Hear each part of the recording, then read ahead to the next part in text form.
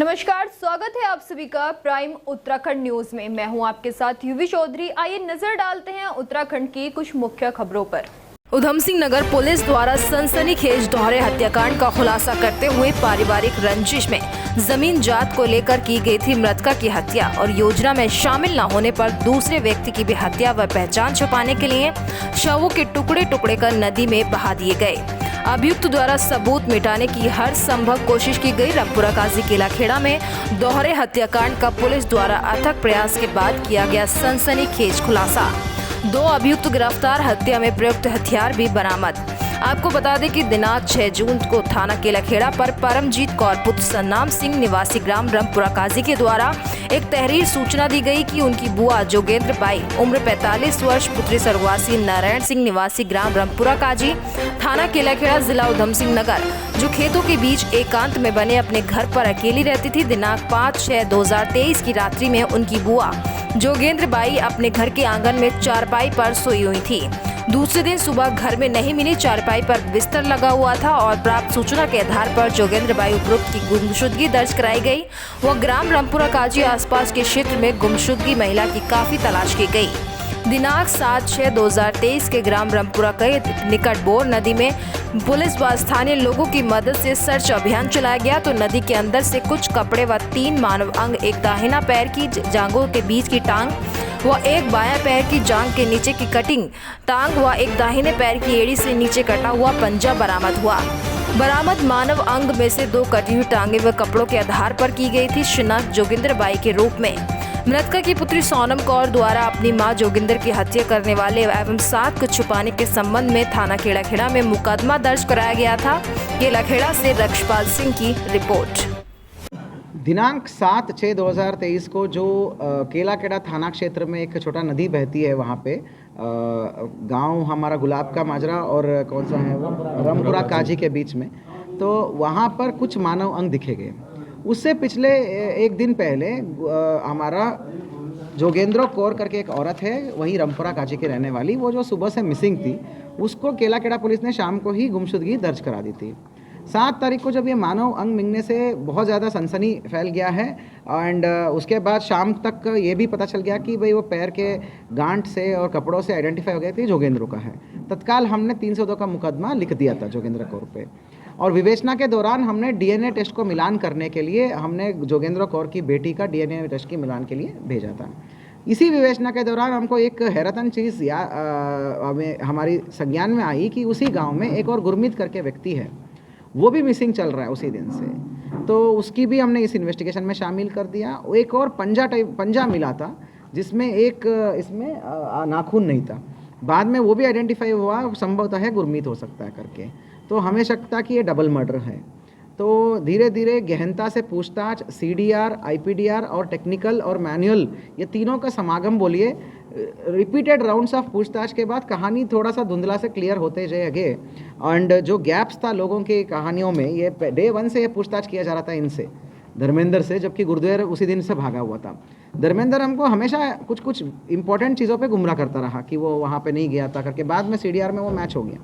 उसके बाद जो है जब चीज़ें खुल के आ गई, सीडीआर और सब चीज़ें, अन्य गवाह भी सामने आ गई, तो इसके द्वारा ये कबूला गया। बाद में कहानी ये निकलती है कि ये दोनों बहुत ज़्यादा नशे में थे और आदतन से नशेड़ी है, इनके ऊपर क्राइम्स भी है और वो पूरा गांव जिसकी हम बात कर रहे हैं, बहुत ज़्यादा क्राइम्स है वहाँ पे, बहुत ज़्यादा, मतलब बहुत ज़्यादा, 302 307 तो आम बात है उस पार्ट ऑफ गाँव में। तो इनका हमेशा ये था कि भाई इनको तो कोई कुछ नहीं देता था, लेकिन गुरमीत को इन्होंने 3000 रुपये दे रखे थे कि उसके बदले में एक कुछ कार्ट्रिज ले आओ और तमंचा के लिए करके। हुआ क्या, कई दिन पहले पैसा दिया था, वो तो दारू पी गया उस पैसे का, उल्टा कुछ भी नहीं लाता था। उस दिन भी दिन में इनके बीच में हॉट टॉक हुई कि भाई तो आज तो तुम जाके लेके ही आना कुछ कारतूस हमारे लिए करके, हमें कुछ काम के लिए चाहिए। उस दिन भी वो दारू पी के आया गुलाब का मजरा से, तो इनकी हॉट टॉक हो गई नदी किनारे में। तो गुरमीत जो है पतला दुबला था, उसने ये बोला कि तुम क्या करोगे, तुम लोग, तुम दोनों क्या मार दोगे मुझे, मैं तो रिश्तेदार हूँ तुम्हारा ये करके। पर इनकी इतनी नशा थी कि इन्होंने एक गमछा में ऐसे पकड़ के इसका गला घोटा तो वो मर ही गया। तब उनको रियलाइज़ हो गया कि हमने तो बड़ा क्राइम कर दी। तो उसके बाद वहीं पे जंगलात में झाड़ियों में लाश छुपाया इन्होंने, फिर घर गए, खाना खाए, फिर अच्छे से प्लान बनाया। अब हमने एक मर्डर करा, अब हम जोगेंद्र को भी निपटाते करके। अब जो जोगेंद्र कैरेक्टर है ना, जो ये हमारी महिला है, वो बहुत समझदार और सुलझी हुई और अमीर उस गांव के लिहाज से ठीक थी, मेहनत मजदूरी करती थी, कोई उल्टी आदत नहीं थी, क्योंकि परिवार में ऐसा कोई क्रिमिनल्स वाला थी नहीं, एक ही लड़की थी जिसको शादी करके भेज दिया था। तो इसी के खानदान में जिसके घर में भी प्रॉब्लम होता था, ये उसको पैसे देती थी और बदले में उनकी ज़मीन गिरवी पे रखती थी। ऐसा करते करते विगत कई सालों से इन्हीं के रिश्तेदारों की, मैक्सिमम रिश्तेदारों की छोटी छोटी टुकड़े उसने ज़मीन को गिरवी पे ले लिया है और रहती अकेली थी, उनकी बेटी का शादी कहीं और करा था। इनकी खानदान में जोगेंद्र को लेके बहुत ईर्ष्या था कि भाई हमें जब भी प्रॉब्लम होती है पैसे देती है और बदले में ये ले लेती है करके। सबके ज़मीनें गिरवी रखी थी, किसी का भैंस ले लिया, किसी का वो ले लिया, गाय ले लिया, ये ले लिया, ज़मीन वमीन प्रॉपर्टी मकान सब कुछ गिरवी पे लेती थी, पैसे देती थी। तो बेसिकली इकट्ठा करती थी, लैंडलॉर्ड टाइप। तो उस बात को लेके इनके ये जो क्रिमिनल्स है ना, इनकी खानदान में ये जमती नहीं थी ये बात। जोगेंद्र से पहले से ही नफरत था।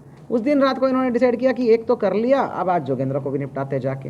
तो 10:30 बजे के आसपास गए, बुआ थी, इसकी खुद की बुआ थी वो। तो बुआ चलो 1 मिनट खेत में चल के आते हैं, वहाँ पे कुछ दिखाना है तुमको करके। तो उसने गई और जैसे ही वो 4 कदम आगे चली, फिर उसको भी गला घोट दिया इन दोनों ने। फिर दोनों गाड़ियाँ इकट्ठा करा, दोनों लोगों ने दोनों बॉडियाँ इकट्ठा करा पानी में बहाव में, पानी का लाश का बोझ हल्का हो जाता है तो सीधे पानी रास्ते 1-2 किलोमीटर आगे चले, फिर बॉडी को किनारे करा और ये आरी पटल और क्या बोलते हैं कुल्हाड़ी से कई सारे टुकड़े करे इन्होंने, कई सारे टुकड़े करे, वहाँ पे डिस्पोज ऑफ करके आ गए। जो अदृष्ट बताया हमको कुछ टुकड़े तो मिले और 6 दिन बाद भी हमको और कोई टुकड़े नहीं मिले हैं। इस प्रकार जो है ये घटना जो है बहुत ही दुर्भाग्यपूर्ण है और मानव दिमाग का बर्बरता को भी दिखाता है, बहुत ही दुर्भाग्यपूर्ण है।